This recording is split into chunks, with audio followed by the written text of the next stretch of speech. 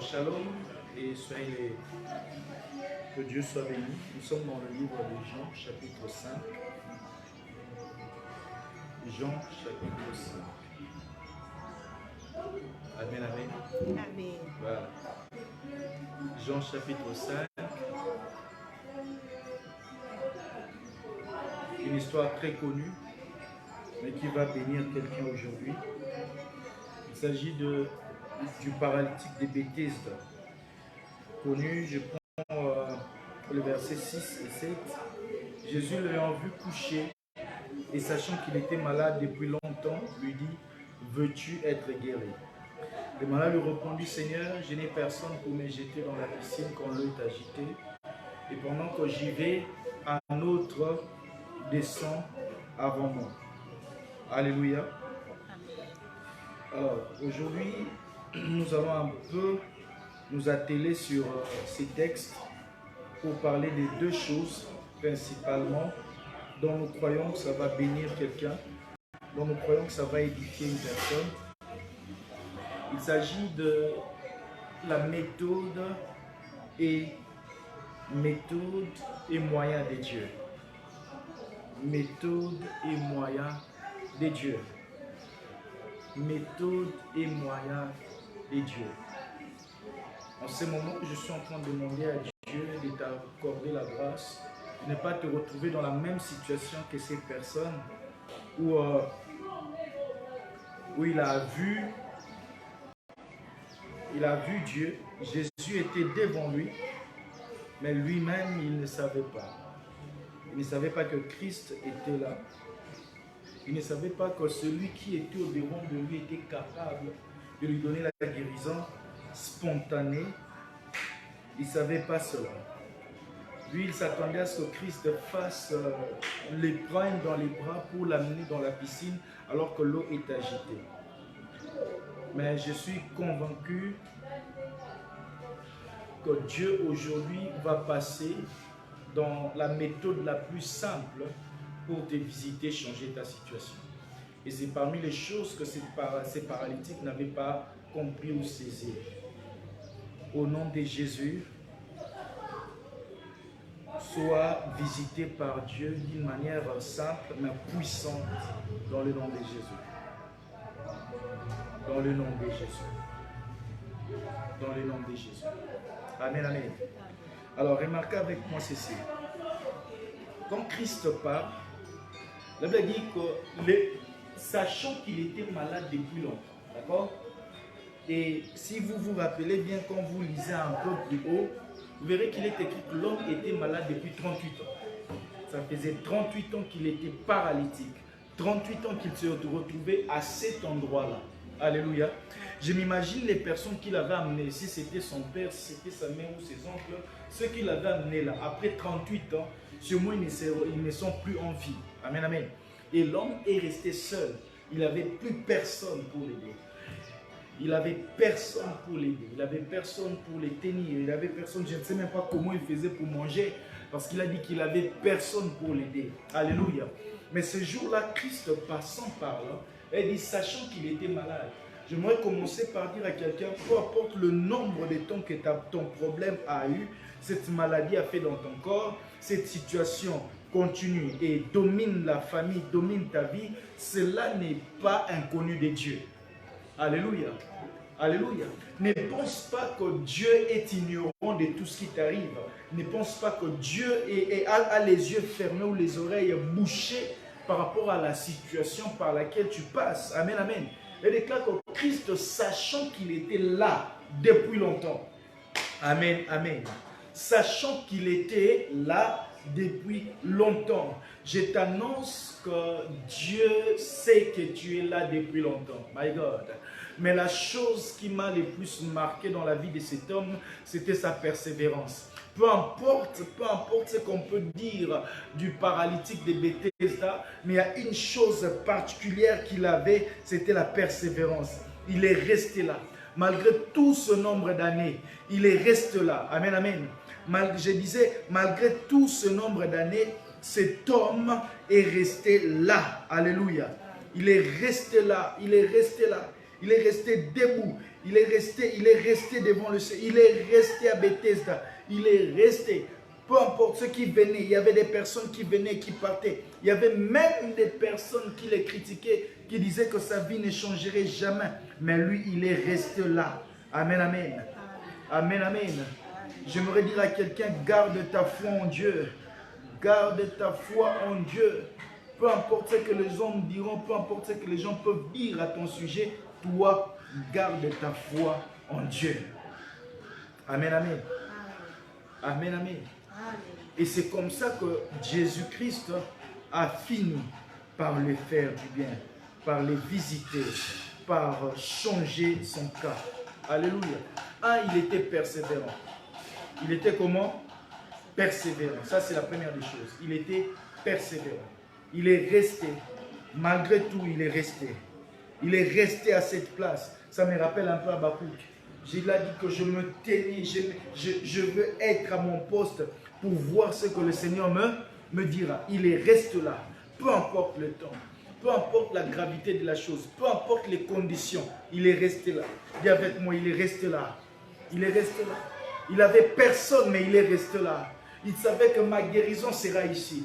Il savait que là où le lieu où je me tiens est les lieux de ma visitation. C'est les lieux prévus par Dieu pour que je sois visité. C'est les lieux idéaux pour que ma vie change, pour que ma situation change, pour que mon état soit bouleversé. C'est à cet endroit-là. Amen, amen. Et je prie Dieu, si tu te retrouves à Bethesda dans ce moment, reste là encore. Christ est en train de venir. Christ est en train de passer. Reste là. Je disais, reste là. Amen, amen. Si tu as découvert Bethesda, ne quitte pas encore Bethesda. Ne quitte pas Bethesda. Alléluia. Alléluia. Comme quelqu'un disait, amen, amen. La première des choses, c'est savoir rester là où il y a la solution de Dieu. Une des choses qui a motivé cet homme à rester à Bethesda, c'est parce que la Bible déclare qu'il y avait un ange qui descendait de temps en temps. Amen, amen.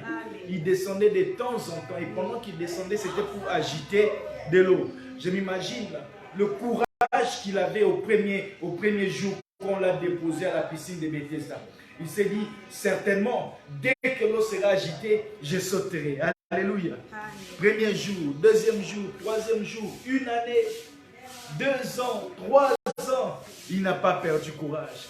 Et lorsque Christ vient, Christ lui pose la question, il dit, Seigneur, je n'ai personne pour me jeter dans l'eau quand l'eau est agitée. Il dit, et même quand j'y vais, alléluia, malgré 38 ans, il avait quand même ce courage, cette force, cette volonté d'aller se jeter dans l'eau. Amen, amen. Malgré 38 ans. Malgré combien? 38 ans. Il avait quand même ce courage, cette volonté, cette détermination.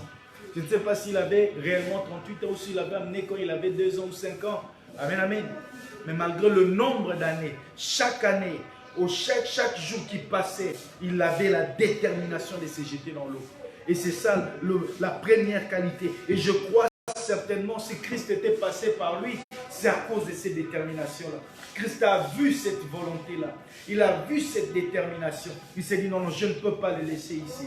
Je ne peux pas. Pendant 38 ans, malgré tout, il tente quand même de se jeter dans l'eau. Alléluia. Pendant 38 ans, il sait que là où je me trouve, c'est la source de toutes choses. Alléluia. Et la première des choses que je veux dire à quelqu'un, reste là où Dieu t'a placé. Reste là où tu sais que Dieu est là.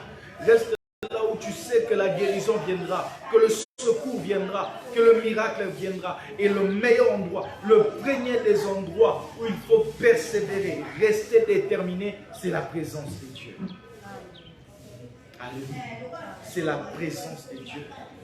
David a dit, j'aime ta présence. Oh, combien j'aime ta présence. Est-ce que quelqu'un m'entend? Oh, combien j'aime ta présence. Ça, c'est la première des choses. Et la deuxième des choses, il s'agit des méthodes et des moyens. Cet homme est habitué à une certaine manière de faire des dieux. Alléluia. J'ai parlé de sa qualité. J'ai parlé de ce qui a marqué Dieu chez cet homme. C'était la détermination et la volonté. malgré ses 38 ans, chaque jour, il avait la détermination, le courage d'aller se jeter dans l'eau chaque fois l'eau s'agitait. La deuxième des choses, c'était l'habitude. Alléluia. Et ça, c'est parmi les choses qui l'ont un peu retardé. Il était habitué, malgré la volonté, la détermination. En son cœur, il arrivait à un moment donné, il se disait, même si je veux aller, il y a quelqu'un qui descend avant moi. Alléluia. Il y avait déjà cette limitation dans son esprit où il se disait qu'il ne pouvait plus. Il était fatigué. Ce n'est pas de sa faute. La situation a pris longtemps. Alléluia. Ce n'est pas de sa faute. Il arrive toujours à un moment donné où on faiblit dans notre courage, où on faiblit dans notre foi. Ça arrive toujours. Amen, amen. Ça arrive. Ça arrive. Mais cet après-midi, alors que tu seras en train de suivre cette vidéo, de là où tu es, que Dieu te fasse grâce de garder ta foi comme au premier jour, de garder ta détermination comme au premier jour, de garder cette volonté de réussir, cette assurance en Dieu que les choses changeront, que cela se ranime comme au premier jour, comme lorsque tu t'a prêché sur la foi, comme lorsque tu savais que Dieu était capable de bouger les choses en ta faveur, comme lorsque tu savais que Dieu était capable de te guérir de cette maladie, de te libérer de ces chaînes, de briser ces blocages, de changer cette situation dans la famille, dans ta propre vie, comme au premier jour. Ainsi, comme Dieu a dit dans l'Apocalypse, retrouve ton premier amour. Et ce soir, cet après-midi, par cette vidéo, je te dis, retrouve ta première soif, retrouve ta première foi, retrouve cette foi que tu avais. Au début, tu savais que Dieu était capable de tout. Tu ne doutais de rien. Tu venais chez Dieu avec cette confiance que les choses changeront. Tu venais, tu faisais des offrandes avec foi, détermination, assurance. Que le nombre d'années qui passent ne te fasse pas perdre l'assurance en Dieu. Alléluia. Que le nombre d'années qui passent où les choses restent statiques ne te fasse pas perdre la confiance en Dieu ou la foi aux promesses qu'il a eu à te faire. Elle déclare que c'est un Dieu fidèle. L'histoire nous l'a démontré. C'est un Dieu fidèle. Alléluia. La particularité avec Dieu, c'est ça mon deuxième point, c'est qu'il arrive des fois pour que Dieu agisse dans ta vie, il ne va pas faire comme il a fait chez les autres. Ce qui arrive aux autres, c'est pour nous aider à croire que Dieu est fait. Mais ce qui arrive aux autres ne doit pas nous pousser à demander à Dieu de faire dans nos vies comme il a fait aussi chez l'autre. Alléluia. Nous sommes tous différents l'un à l'autre. Je répète que nous sommes tous différents l'un à l'autre. Alléluia. La manière dont Dieu agit dans la vie d'un tel ne sera sûrement pas la même façon que Dieu agira dans ma vie. Dieu n'agira jamais dans ta vie comme il le fait dans la vie de ton voisin. Amen, amen. Amen, amen. Il a fallu à Élisabeth d'être vieille pour tomber enceinte. Mais il a fallu à Marie d'être vierge pour tomber enceinte. Dieu a ses méthodes. Et les méthodes de Dieu sont différentes chez les personnes, l'une à l'autre. Alléluia. Le même Dieu qui a donné enfant à Élisabeth est le même Dieu qui a donné enfant à Marie. Mais la différence, c'est qu'Élisabeth était déjà mariée, vieille, elle est tombée enceinte. Tandis que Marie, elle n'était pas encore mariée, vierge, elle est tombée enceinte. Alléluia. Dieu a des méthodes différentes. N'est-il pas écrit que les voies de Dieu ne sont pas, mes voies ne sont pas mes voies. Les voies de Dieu sont insondables. Cet après-midi, en cette année 2023, je me dirai à quelqu'un, confie-toi aux méthodes de Dieu. Alléluia. Ne trace pas à Dieu le chemin pour te visiter. Non, laisse-le tracer le chemin pour te visiter lui-même. Laisse à Dieu lui-même tracer le chemin de ta visitation. Ne donne pas à Dieu une maquette de la manière dont il doit intervenir dans ta vie. Dieu, le Dieu qui a guéri l'aveugle de Bethsaïda avec de la boue et des salives, c'est le même Dieu qui a guéri Bartimée en lui disant « recouvre la vue ». Le même Dieu qui a guéri l'aveugle qui lui a envoyé à Siloé avec le bout est le même Dieu qui a dit juste à Bartimée « recouvre la vue ». Alléluia. La manière de faire de Dieu ne dépend pas de toi, dépend de sa souveraineté. Laisse Dieu tracer sur ton chemin à sa propre manière. Alléluia. Alléluia. Je m'aurais m'abandonner aujourd'hui pour dire à Dieu, Seigneur, en cette année, les choses que tu m'as dites, fais selon toi. Ah, j'aime un chantre, un pasteur de mon pays, le pasteur Atomski, dit Salandengolingyo, Salandengolingyo. Que Dieu fasse comme il le veut. Alléluia. Pendant que les autres devraient sauter dans l'eau quand l'ange agitait, mais c'est paralytique. Lui, c'était une phrase. Lève-toi, prends ton lit et marche. Pendant que les uns devaient se bousculer pour tomber dans la piscine. Pendant que les autres devaient se mouiller tout le corps. Lui, c'était lève-toi, prends ton lit et marche. Alléluia. Cet après-midi, je prie pour quelqu'un que tu vives les méthodes de Dieu dans ta situation. Au nom de Jésus-Christ. Ce matin, toi qui es malade, il y a d'autres personnes qui sont guéries à l'hôpital. Il y a d'autres personnes qui sont guéries à la maison dans leur chambre. Il y a d'autres personnes qui reçoivent guérison à l'église. Il y en a d'autres qui reçoivent guérison avec des médicaments, avec des prescriptions médicales. Dieu a des méthodes. Amen, amen. Dieu a des méthodes. Alléluia. Alléluia. Laisse-le tracer le chemin pour toi. Laisse-les faire selon lui. Parce que selon lui, tu auras des bons résultats. Si tu fais selon toi, tu auras les résultats que tu désires. Et tes résultats ne seront pas forcément les résultats de Dieu. Et ce qui n'est pas les résultats de Dieu n'est pas forcément le résultat de ta destinée. Amen, amen. Amen, amen. N'abandonne pas ton assurance. Crois en ce Dieu-là et laisse-le faire selon lui. Parce que lui qui t'a créé, lui il te connaît, lui il sait tout ce qu'il a prévu dans ta vie. Alors quand tu as un besoin, ne lui montre pas Seigneur, fais ceci, fais cela. Non, dis Seigneur, fais ce que tu m'as dit comme toi-même tu le veux. Alléluia. C'est pour cela que Christ ce jour-là à Gethsemane, pendant qu'il priait, il a regardé la croix.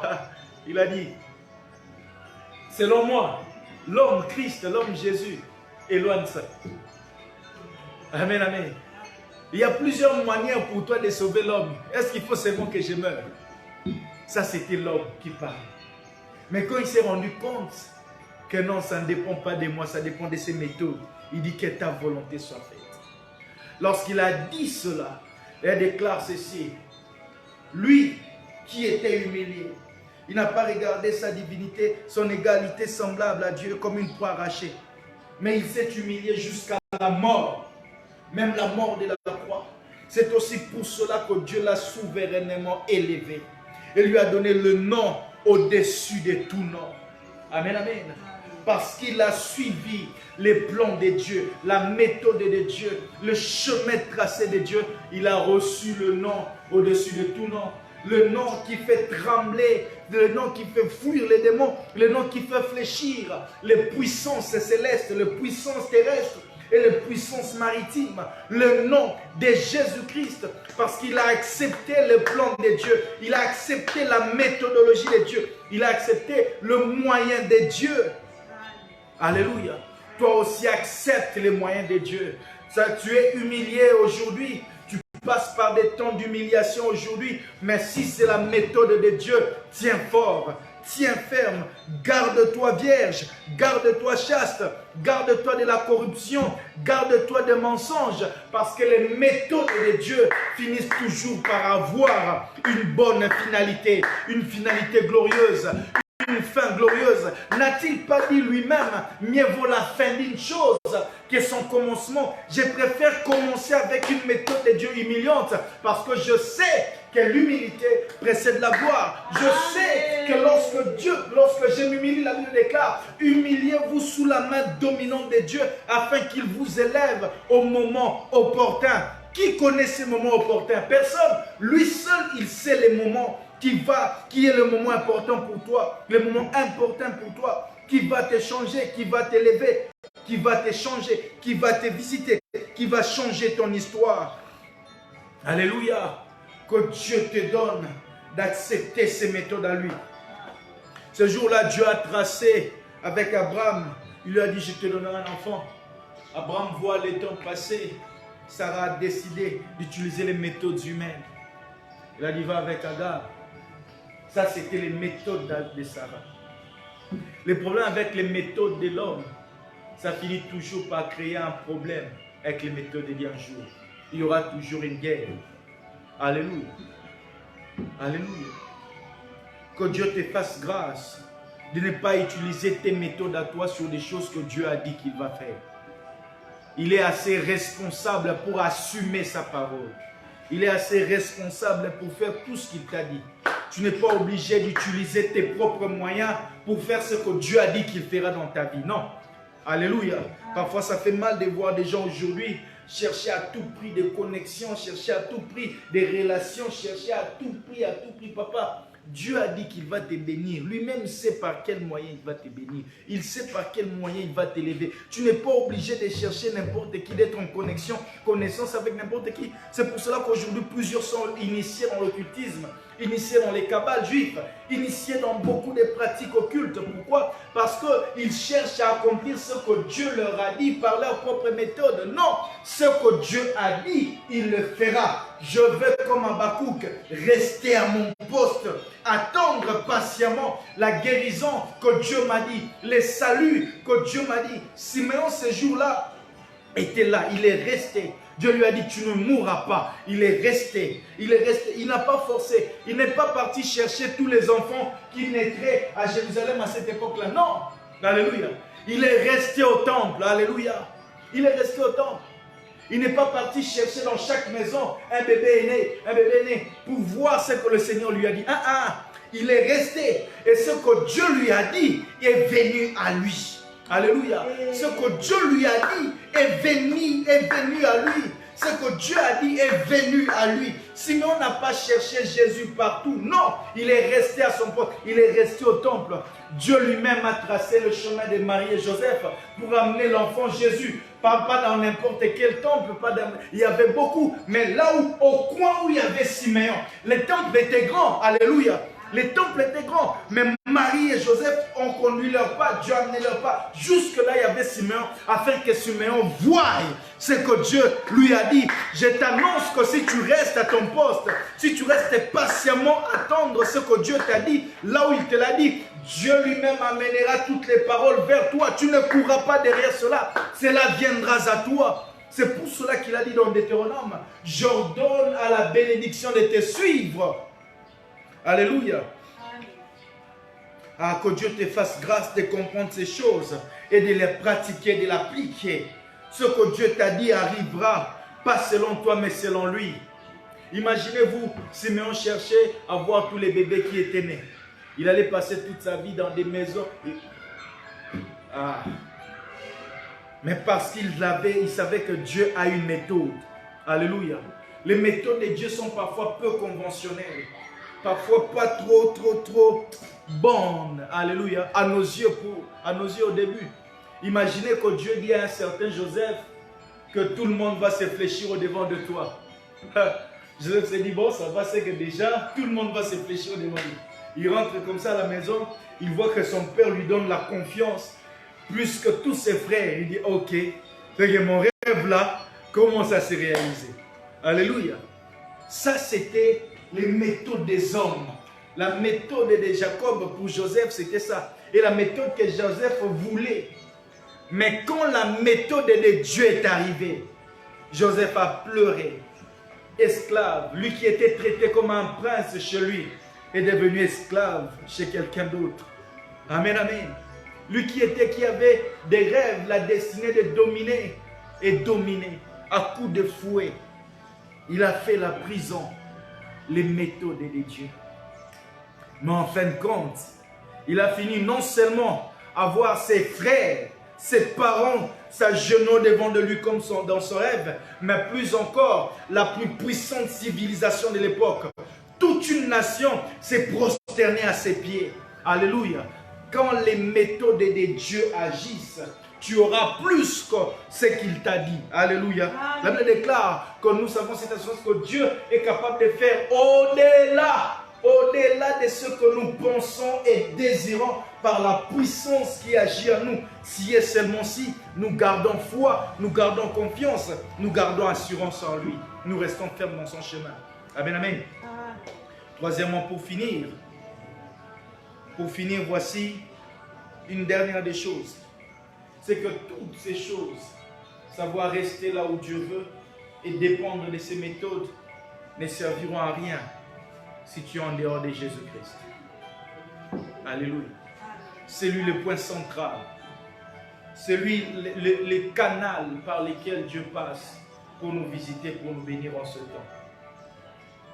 C'est lui qui a ouvert la voie de la grâce de Dieu afin que nous soyons ce que nous sommes. Nous recevions tout ce qui vient du Père. De nous-mêmes, on n'a rien à avoir, rien à recevoir de Dieu. Alléluia. Vis en Jésus. Accepte Jésus. Dépends de Jésus. Donne ta vie à Jésus-Christ. Non seulement il y aura des avantages dans le siècle présent, mais bien plus la vie éternelle dans les siècles à venir. Amen, amen. Sois béni, toi qui as suivi ce message, que Dieu trace le chemin pour toi. Retiens une seule chose, ne décide pas de comment Dieu doit te visiter. Ne décide pas de comment Dieu doit agir dans ta vie. Mais par contre, laisse-le décider lui-même qui a dit de faire les choses qu'il t'a dit à sa manière. Ainsi, ces choses-là dureront, tu les garderas, tu les vivras, tu en jouiras toute ta vie au nom de Jésus-Christ. Toi et toute ta descendance. Sois béni, reçois la vie de Dieu en toi, reçois la guérison, reçois la délivrance, les miracles, que ce message transforme les situations dans ta vie. Au nom de Jésus. Amen.